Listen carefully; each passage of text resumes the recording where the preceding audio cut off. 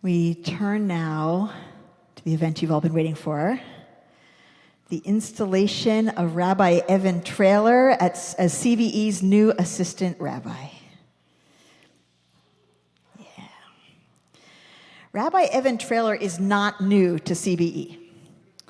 Ever since he came to us in the fall of 2022 as our rabbinic intern, he has brought his calm and steady demeanor. Someone said to me, he's the chillest of the rabbis. Oh, there's no one else you would call chill among the rabbis, but he is definitely chill. He brought his calm and steady demeanor, his warm and caring presence, his deft organizing skills, his love for social justice, and his passion for community engagement to enhance and strengthen our congregation. I remember when we first interviewed then-student Rabbi Traylor for the internship, our whole committee was wowed. This was not a person who behaved or thought like a novice. This was a seasoned professional. This was a person who knew Jewish life and synagogue life from his whole life. This was a person who is practical and strategic and visionary. This is a person who is driven by his love for the Jewish people and most of all, for Jewish community. And from the moment he joined our team, I knew I could give Evan Traylor big responsibilities. That first year, when he was our intern in the first year, we put him in charge of our Hope for Our Future banquet. Okay, this is a complex event through which on Yom HaAtzmaut, we honor Israelis who are dedicating their lives to a future that gives us hope. And running this event meant pulling together a group of lay leaders to own it with him. Some of you are probably here. And filling our ballroom to capacity with people all willing to donate money to an NGO in Israel, organizing a banquet, and inviting the Israelis and flying them here and preparing an award for them and designing the evening's awards program. It was the first year we'd ever done the event, and we put our intern in charge. That is just not a thing that happens. And it tells you everything you need to know about Rabbi Evan Traylor. The confidence he inspires, his tremendous capabilities, always with a smile, without breaking a sweat. I don't understand. And as an afterthought, I'll tell you what you could already surmise. The room was packed, the fundraising goal was met, the dinner was a big success. Our honorees, whom he identified, became famous in the following years as the most exciting changemakers in Israel, none other than standing together, Omdim B'Yachad, but at that time they were not well known. In other words, if you want something done exceptionally well, put Rabbi Evan Traylor in charge. And now, as our assistant rabbi, Rabbi Traylor's portfolio is impressive. He is the clergy representative to Chesed. He is in charge of our adult learning suite of offerings. He is the clergy liaison to the Dismantling Racism team and in charge of direct service volunteer opportunities like our winter clothing drive that's happening right now. He runs our Israel-Palestine Action Team, creating opportunities for our members to get active for equal rights and justice in Israel and Palestine. He is our clergy liaison to the small groups, which are run by Rabbi Jason Gitlin. He is the clergy lead on weddings. You'll find him regularly leading and speaking on Friday nights. He leads Limud L'Shabbat every Saturday morning with 3rd and 4th and then 5th and 6th graders and their families. He is the clergy liaison to the Jews of Color and Multiracial Families small group and the Sephardi Mizrahi small group. He works on conversions to Judaism, currently working with 10 conversion students. He is still in charge of Hope for Our Future, which is now our annual Yom HaAtzmaut observance. And he's in charge of Shavuot across Brooklyn, our premier all-night tikkun with more than 40 study sessions with hundreds of Jews from more than a dozen communities gathered here all night long. But none of that is actually the main focus. The main focus, and his passion, and his extraordinary talent, is member engagement. Rabbi Traylor is taking on the challenge of making sure in this rapidly growing congregation that every member finds their people, knows they matter here, finds friends, feels known here, is known here. How do you do that? How to reach every single person? How to connect every single person, how to make sure no one feels alone, that no one walks in the door and feels like a stranger, that everyone feels embraced. That is not easy. But if anyone's up to the challenge, it's Rabbi Evan Traylor. Those of you who've had a chance to work with him, to be cared for by him, to be led by him, to be taught by him, you already know how lucky we are. And everyone else is about to find out. So, to bless him tonight, we could have none other than a rabbi beloved to this congregation, who chose this sanctuary as the place for his own installation as the president of the Union for Reform Judaism, a rabbi who tonight wins the award, I think in CBE history, of serving as the installing rabbi at the most rabbinic installations ever. A rabbi beloved to me personally, as the most important mentor of my mentor, Rabbi Ken Chasen. I feel like I'm in Rabbi Jacobs' line. And most importantly, a rabbi who served as Rabbi Traylor's mentor and supervisor for several years before Rabbi Traylor began rabbinical school. And they formed a deep bond in that time, and I think we're going to hear maybe a little bit about that. Rabbi Rick Jacobs is the leader of the Reform movement of Judaism, the largest and most diverse movement in the Jewish world, including about 825 congregations reaching more than 2 million people, with 14 summer camps in the Religious Action Center, the RAC, as a trusted and effective advocacy arm representing our values in Washington, and with the National Youth Movement, NIFTY, which our new rabbi led as the North American president when he was in high school. Rabbi Jacobs is regularly and sensitively and adeptly representing us and our values nationally and in Israel and globally. Rabbi Jacobs, it is such an honor to have you with us on this Shabbat as we form a covenant with our new rabbi. Thank you for being here.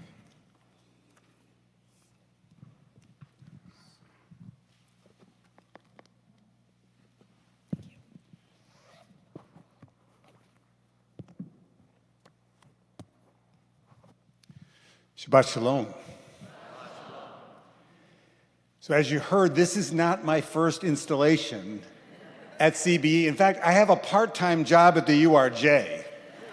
My full-time job is to be in this community, which I love. Is this being live streamed? All right, so just lean in if I can say that, because we have 825. I love this congregation. And I think about not only having the privilege to have been a part of Rabbi Timoner's installation, Rabbi Steph Cullen, where'd you go to hide? Don't go over there. And Cantor Breitzer, you were already here when I got to the URJ, so I didn't have that privilege. But I have to think back on when I was installed here for two reasons. One is I had called the then senior rabbi, Andy Bachman. I said, Andy, would it be possible for me to be installed as the URJ president at CBE? He said, I don't think you want to do that. I said, really, why? He goes, have you been to the sanctuary recently? I mean, it's got scaffolding. We're in the middle of a huge renovation. I said, exactly. The Reform movement is in need of a huge renovation. So here I was.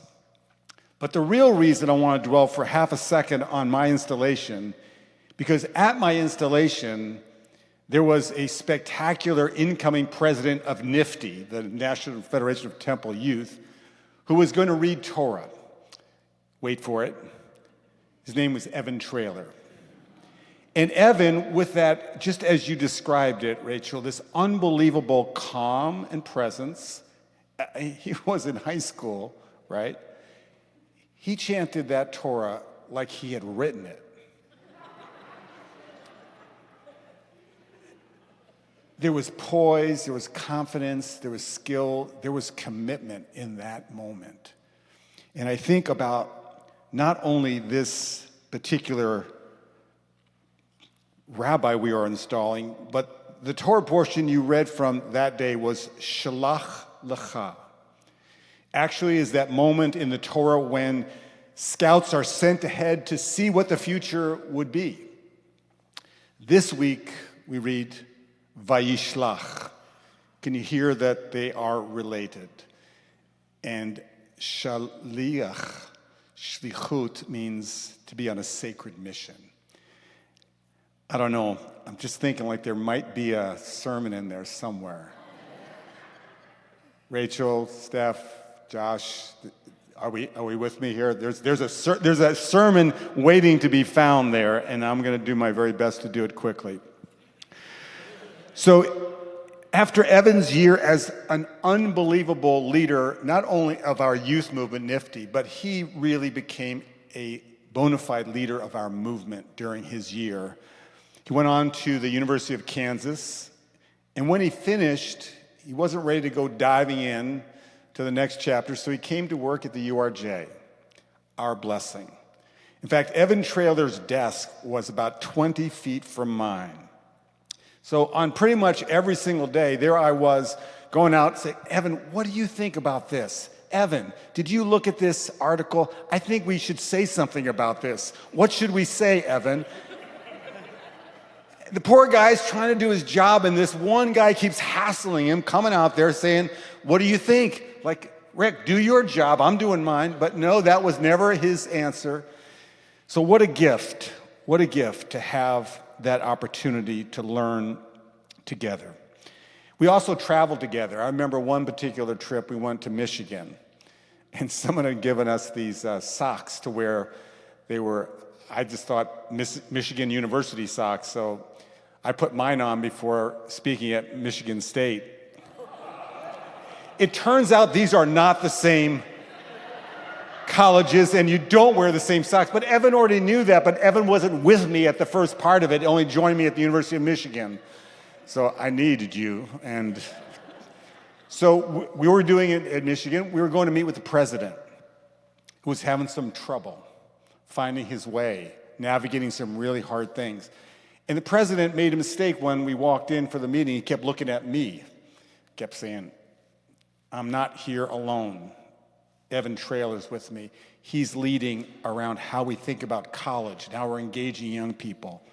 That was an unbelievable gift. And then at Hillel afterwards, it was just amazing. Everywhere we went, every person who got to hear Evan Traylor's Torah, his insights, his agitation, they kept lining up and saying, I want to be where he is. I want to learn from him. You may not know, but we had our biennial 6 years ago in Chicago, 2019. We're having another one next year in Philadelphia, so you want to just make a little note of that. So who are you going to ask to speak on Friday night in front of 5,000 Reformed Jewish leaders and activists from all over, not just North America, Israel, and the whole world? Who are you going to ask? You ask Evan Traylor. He wasn't even in rabbinical school. And he stood there with that Evan Traylor calm in front of 5,000 people. I got to tell you, that's a big group of people. And he spoke a truth that was so clear, so strong, so compelling, that it went into every single one of our hearts. He reflected on his family. He reflected on his grandparents and his great-great-grandparents. And he told us about his lineage. And he told us about his mom, Ann's family, who had survived the Holocaust. He talked about his dad's family, Eddie's family, that had been slaves. Like, that was already a lot. But then he said, I'm going to use the lens of my lineage, my family's experience, to see the world that we are trying to reshape, the justice that we are trying to build. And I can tell you the buzz afterwards, there was only one conversation. It was being shared all across the movement, which is, keep your eye on that Evan Traylor. He is going to be the leader of our people. Now, a couple of years ago, my kids were asked by a family friend. They were sitting around just hanging out, and this family friend said, so in the Jacobs-Friedman household, who's the favorite child? And my two boys, without missing a beat, in unison said, Evan Traylor. Now that could have gone pretty badly in the scheme of fatherhood, right? But it turns out the middle son, David, is not only a new member of CBE with his partner Tyler, but he and our family are all huge fans of this rabbi. But guess what? We're not alone. It includes all of you and a lot of others. So fast forward to last year, he gave his senior sermon. That's what you do in your last year. You give a sermon in front of the whole faculty and the whole community, and it's a really big rite of passage. So Evan gives a Dvar Torah on Parshat Vayirah. And he gives this, incredible teaching about the moment where Abraham challenges God over the fate of Sodom and Gomorrah. Now, just to be fair, every rabbi on planet Earth has given a sermon on that text. But I can tell you it had never occurred to any of us what occurred to Rabbi Evan Traylor.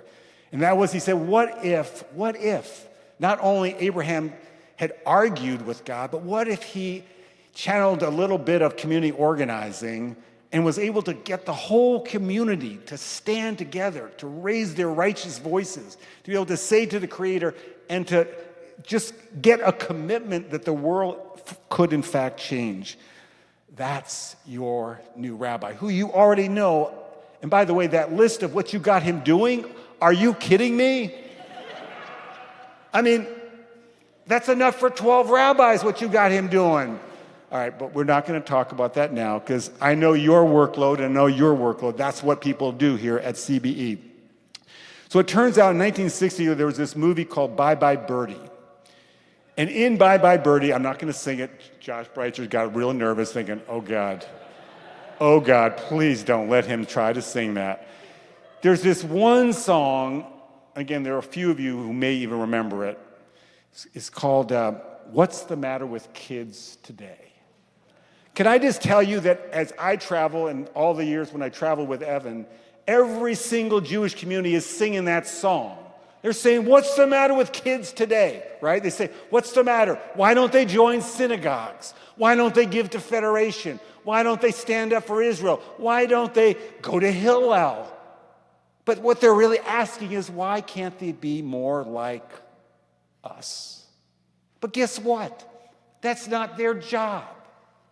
And it wasn't our job. Did anybody here do exactly what you were supposed to do in Jewish life? Did you take the orders from the previous generations? Or did you, like Abraham and Sarah, like every generation of Jewish people, say, what does it need to be now? And how are we going to make it so? So here is a part of what I have learned from Evan Traylor. We in Jewish leadership would be wise to stop struggling to fit young Jews into old constructs within our Jewish community and instead embrace their desire to be active, involved co-creators of their Jewish present and future. That's their job. Their job is not to be like us, but to be like them. And for that, we have to do the thing called tzimtzum. We have to pull back, make a space, let them go. In Genesis, in the narrative that we are embroiled in at this moment, it seems like there's only one type of young Jewish person that can be blessed. The whole narrative, last week, this week, focuses on who would be that child who would be blessed. Would it be Jacob or would it be Esau? Jacob and his mom, Rebekah, squeeze out Esau. He's not the one. He doesn't have that some Jewish thing that people think is in one form. And after decades apart, the twin brothers meet in this week's Parsha, Vayishlach. Jacob fears that his brother is going to kill him, literally, for what he's done, taking the birthright, taking the blessing. And like so many in our Jewish community today, Esau is hopelessly misunderstood. People think he doesn't care about being Jewish, when in fact he cares. He just cares differently. Evan, no pressure on you. But we're counting on you to write Esau and all of the people who have been written out of our Jewish story, to write them into the story. To know that everyone has a truth to tell, a blessing to bring, an insight to share, and no one is going to be left behind when Rabbi Evan Traylor is on the job. Of course, in the Parsha is that moment where Esau is reunited with his brother, and Jacob is scared to death, literally. Esau runs, embraces him, kisses and hugs him. The text tells us, "Vayipol al tzvarav vayishakehu vayivku." He literally is so delighted to see his brother. Well, the tradition has this thing that Esau is not actually capable of all those human emotions. And they all say he didn't kiss his brother, he bit him. And Rashi says, no, he didn't bite him, and says that he kissed him with all his heart. When we reconnect those who are not connected, those who've been put outside the tent, we will be stronger and we will be more ready for the world that we want to build. If we take a step back, we make space for all those young people who aren't just like us, but guess what? They're just the way they're supposed to be. And we let them help shape the Jewish tradition that we're building. Well, then they will change themselves. They will change us. And like Jacob and Esau, they will change the world. Our best young leaders like Rabbi Evan Traylor make us think. They push us to open our eyes and our minds and our conceptions, to wrestle with new ideas. And I'm sure it's not easy, but that is one of the holy things that they do. And here's what I'm most certain about when it comes to this Rabbi Evan Traylor. He will help us to grow, evolve, and deepen what it means to be a Jew in the 21st century. Nothing too big about that. Evan Traylor, we need you. We've been waiting for you.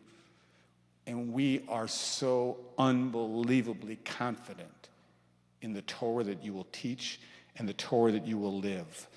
And I'm certain that this congregation, which is so unbelievably rich in leadership, you have literally the very best mentors that you will ever find. They will show you what it means to be clergy of conscience and courage and imagination and innovation and kindness and goodness. And guess what? The people who belong to CBE are part of that same journey, and they are unbelievably blessed to know that you now are one of their leaders. But I ask you, all of us who are gathered here, this rabbi will say Hineni to every one of you and all of you. He says, I'm here for you. But can I just tell you, he's sitting next to Lindsay. Lindsay's sitting next to Fred. Fred's sitting next to Ann and Eddie. He's got to say Hineni to his family. So when he's showing up for you, and he will, that's just who he is, let's make a little extra space for Rabbi Evan Traylor to be the husband, the father, the son, the brother, the person that he needs to be. I know we will do that. Vayishlach means to be sent on a sacred mission. Rabbi Evan Traylor, your sacred mission is noble, it's challenging, and it's critical. Be willing to disrupt, to challenge, to question, but most importantly, always keep that huge heart of yours open.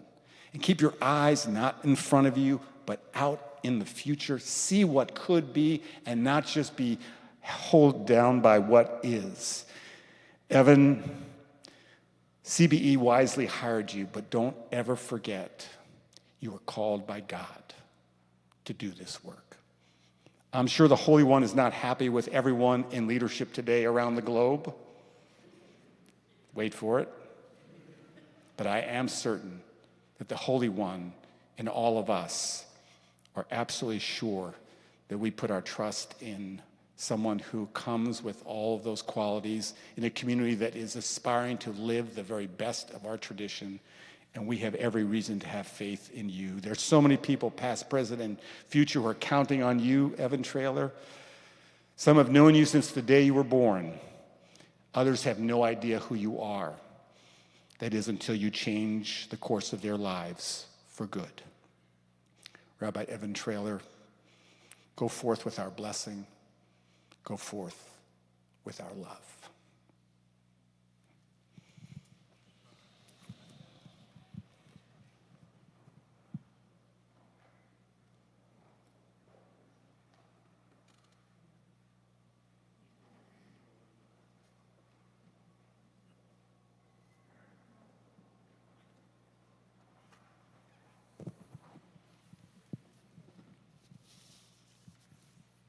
Shabbat Shalom.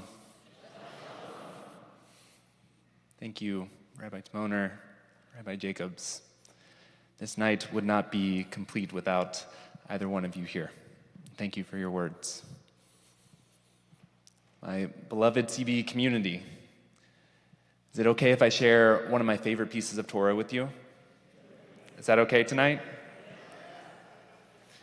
So one of my favorite pieces of Torah comes to us from Deuteronomy as the Israelites are preparing to enter the Promised Land. After 40 years of wandering, they have all gathered together for a moment of reaffirming their commitment to one another and to God. Our Torah reads, Atem nitzavim hayom kulchem lifnei Adonai Elohechem. You stand this day, all of you, before your God Adonai. Our Torah then goes on to share that it is truly everyone, the leaders, the elders, people of all genders, children, the strangers who have joined the community, even the wood choppers and the water drawers, people who make the community function. All of these people are gathered together, everyone. We then read, Velo itchem levadchem. I make this covenant with its sanctions, not with you alone, but both with those who are standing here with us this day before our God Adonai, and with those who are not with us here on this day. This moment of covenant not only includes the people who are physically present, everyone in the community, but also those who came before, previous generations who made it possible for them to be there in that moment, and also those yet to come, future generations who will carry on this legacy. I first encountered this piece of Torah in high school and in college through NIFTY, the Reformed Jewish Youth Movement, and the URJ Kutz Camp. As I studied this text and others, it was our tradition's emphasis on building community, on honoring the past while working in real time to strengthen the future that inspired me to take this path. Along the way, I've been so fortunate to learn from and with incredible family members, friends, teachers, and leaders and mentors who empowered a shy, quiet kid from Oklahoma City to pursue a life of service to Judaism, the Jewish people, and the world. This piece of Torah that celebrates all that we can do together as a community is also at the center of what we are building here at CBE. I am humbled by the rich history we hold within this community, spanning so many decades of Jews creatively and lovingly working together to build something special in Brooklyn. These days, I often find myself asking many of you, what's your CBE story? And it's so powerful to hear the many ways that each of you, whether it has been a few months or several years or several decades, it's inspiring to hear the ways that you have committed yourself to this place and to this community. And I want to say, if we haven't had that conversation yet, I'd love to make that happen. Just as our Torah was thinking about future generations, I too am excited about the future for CBE. This is exemplified by the conversations happening with our New Futures Project, helping us to imagine our community into the future and the impact that we will have for generations to come. There are so many visions and ideas for what will come next, and I can't wait to continue imagining with each of you and then building together to make those dreams come true. And holding both the past and the future of this special place, I am beyond grateful for this present moment. For all of us gathered here tonight, across generations, singing and praying and reflecting and connecting with each other. I'm grateful for each and every Shabbat or holiday or learning session or volunteer effort or meeting or conversation. Within each of those experiences, I feel lucky. I feel so fortunate to be a rabbi in this community. Whether we are celebrating or mourning or fighting for justice or learning Torah, we are, as our welcome statement makes clear, we are doing something essential. We are living the Judaism of our time. And I couldn't imagine doing that anywhere else in the world. So thank you, each of you, for welcoming me and my family into this Kehillah Kadosha, this holy community over the past few years. I can't wait to see all that we will do together. Shabbat Shalom.